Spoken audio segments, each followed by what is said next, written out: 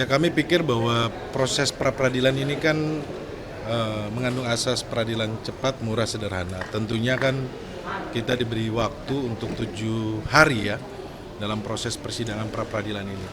Kalau kami melihat ini adalah hal yang wajar karena sudah waktunya memang genap 7 hari untuk memutus permohonan yang kami ajukan. Jadi tidak ada hal yang aneh dan kami sudah sampaikan bahwa kami mengucapkan terima kasih proses pra-peradilan ini berjalan lancar, baik, dan persidangan ini menghadirkan argumentasi-argumentasi hukum, perdebatan-perdebatan hukum yang berbobot, yang merupakan pencerahan untuk kita semuanya. Dalam hal ini bagaimana kita bisa menghadirkan keadilan substantif dari proses penegak hukum yang berjalan. Kalau ada yang salah tentunya perlu dikoreksi. Ini terkait dengan perlindungan terhadap hak asasi manusia seseorang. Kita di negara hukum di Indonesia tentunya kita taat terhadap hukum, dan dalam hal ini semua proses persidangan sudah berjalan dan lancar, dan besok akan ada putusan. Tentunya kami dengan dalil yang kami sudah sampaikan melalui agenda permohonan, kemudian pembuktian lewat saksi fakta dan ahli yang kami sampaikan, kami meyakini bahwa pra-peradilan ini akan dikabulkan tanpa mendahului dari Yang Mulia Hakim yang memimpin persidangan ini. Karena kami melihat fakta-fakta, melihat bukti-bukti yang ada bahwa proses pertersangkaan dari Mas Hasto ini secara formil maupun kemarin kita sudah masuk ke agenda material, ini tidak mencukupi bukti atau masih perlu kita cermati, dan inilah yang kita koreksi. Jadi kami yakin dengan pra-peradilan ini, sekali lagi terima kasih rekan-rekan media, dan kami mohon dukungan kepada seluruh masyarakat Indonesia karena proses pra-peradilan yang kami ajukan ini menjadi pembelajaran untuk kita semuanya bahwa ini bisa terjadi pada siapapun juga. Apabila ada kesalahan administrasi, ada kesalahan formil, kemudian tersangkaannya tidak cukup bukti, dan juga pertersangkaannya yang ini menggunakan bukti yang sudah ingkrah, tentunya ini adalah pembelajaran hukum, dan ini merupakan hal yang baik untuk kita masyarakat Indonesia, dan ini melakukan check and balance kepada penegak hukum agar kedepannya hal-hal seperti ini tidak terjadi pada siapapun. Terima kasih. Kita harus selalu optimis. Kita harus selalu optimis karena dalil yang kita sudah sampaikan lewat permohonan, lewat saksi, lewat bukti, dan kemarin ahli juga yang dihadirkan oleh pihak KPK itu menguatkan dalil kita. Ini menunjukkan bahwa masih banyak proses-proses di penegakan hukum ini yang memang perlu kita koreksi.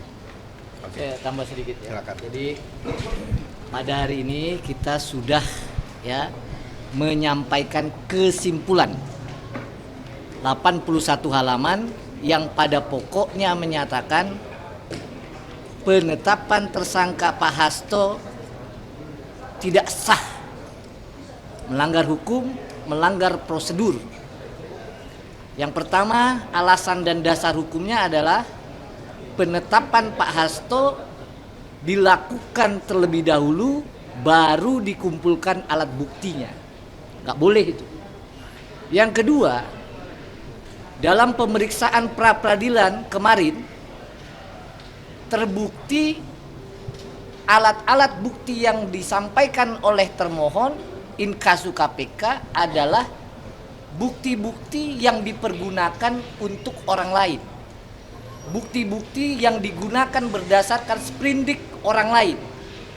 Bukti-bukti yang bahkan sudah diuji dalam persidangan tahun 2020. Ya. Ada 2 putusan pra-peradilan di Pengadilan Negeri Jakarta Selatan ini juga yang telah memutus bahwa alat bukti yang dipergunakan orang lain tidak boleh digunakan untuk menetapkan tersangka. Di pengadilan ini juga sudah terbukti bahwa penetapan tersangka itu harus didahului oleh proses penyelidikan dan penyidikan. Itu yang kedua. Ya. Jadi Mengapa alasan dan dasar hukum kami optimis permohonan ini dikabulkan? Karena dalam persidangan KPK menggunakan bukti-bukti atau alat bukti yang telah dipergunakan untuk orang lain. Yang ketiga alasan dan dasar hukumnya mengapa permohonan pra-peradilan ini harus dikabulkan, karena penyidik tidak pernah melakukan sprindik dan proses penyidikan sebelum menetapkan Pak Hasto sebagai tersangka. Sebagaimana tadi rekan sampaikan, ini perjuangan bukan hanya untuk Pak Hasto. Ya. Ahli sampaikan bahwa KUHP, Kitab Undang-Undang Hukum Pidana, dan juga pasal 44 KPK harus dibaca bukan memberikan kewenangan kepada penyidik. Bukan hanya itu, tapi juga mengandung perlindungan terhadap hak asasi manusia.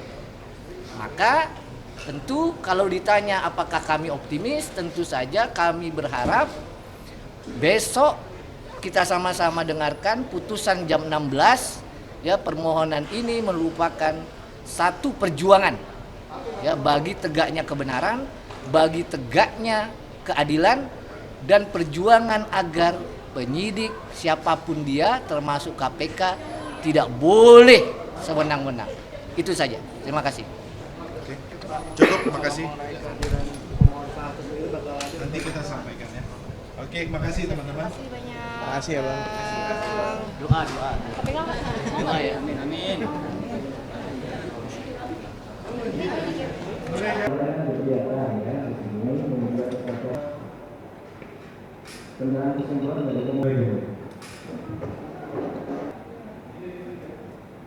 termasuk soft copy-nya ya.